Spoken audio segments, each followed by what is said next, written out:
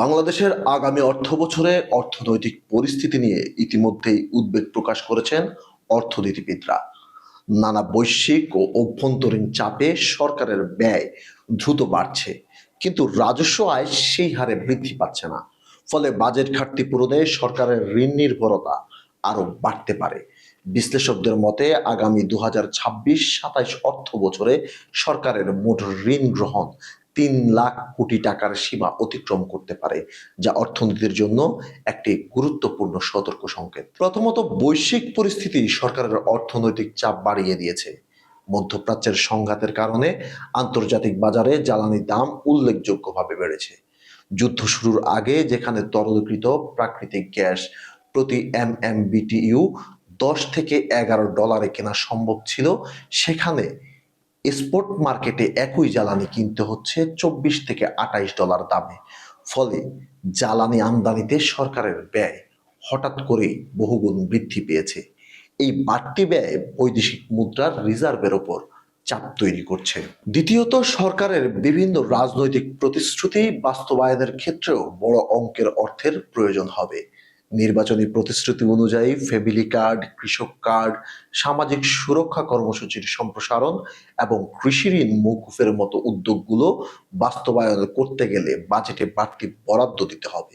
এর সঙ্গে যুক্ত হয়েছে সরকারি কর্মচারীদের জন্য সম্ভাব্য নতুন পে স্কেল বাস্তবায়নের বিষয়টি, যা বছরে অতিরিক্ত প্রায় 1 লাখ কোটি টাকা ব্যয় সৃষ্টি করতে পারে। তৃতীয়ত, আগের সময়ে বাস্তবায়িত সব বড় বড় অবকাঠামো প্রকল্পের ঋণের কিস্তি ও সুদ পরিশোধের চাপও ধীরে ধীরে বাড়ছে। রূপপুর পারমাণবিক বিদ্যুৎ কেন্দ্র, মেট্রো রেল, কর্ণফুলী টানেল এবং বিভিন্ন রেল ও সড়ক প্রকল্পের জন্য নেওয়া বৈদেশিক ঋণের কিস্তি আগামী বছরগুলোতে নিয়মিত পরিশোধ করতে হবে। এসব প্রকল্প দেশের উন্নয়নে গুরুত্বপূর্ণ হলেও এর আর্থিক দায় সরকারকে দীর্ঘমেয়াদে বহন করতে হচ্ছে। এদিকে সরকারের রাজস্ব আহরণও এখনো কাঙ্ক্ষিত পর্যায়ে পৌঁছেনি।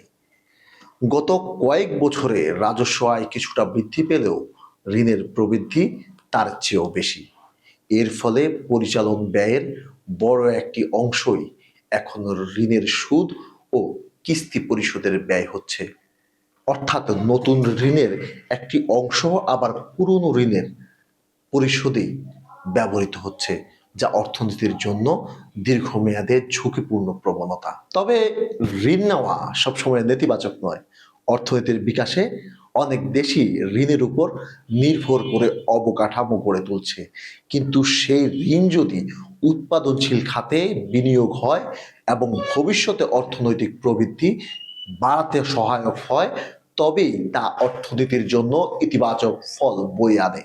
অন্যথায় ঋণের বোঝা ধীরে ধীরে অর্থনীতিকে সংকটে ফেলতে পারে। এই বাস্তবতায় সরকারের সামনে সবচেয়ে বড় চ্যালেঞ্জ হলো রাজস্ব আয় বাড়ানো এবং অপ্রয়োজনীয় ব্যয় কমানো। কর ফাঁকি রোধ, কর ব্যবস্থার ডিজিটালাইজেশন, প্রকল্প বাস্তবায়নে স্বচ্ছতা ও দক্ষতা নিশ্চিত করা, এসব উদ্যোগ দ্রুত বাস্তবায়ন করা জরুরি।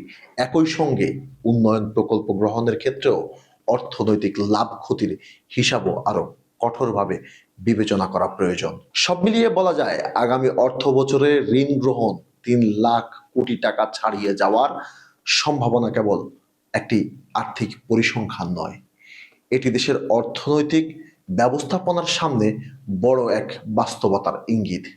তাই এখনই সতর্ক হয়ে রাজস্ব সংস্কার, ব্যয় নিয়ন্ত্রণ এবং দক্ষ ঋণ ব্যবস্থাপনার দিকে জোর না দিলে ভবিষ্যতের ঋণ নির্ভর অর্থনীতি বড় ধরনের ঝুঁকিতে পড়তে পারে। সংবাদ পরিক্রমার পাশেই থাকুন।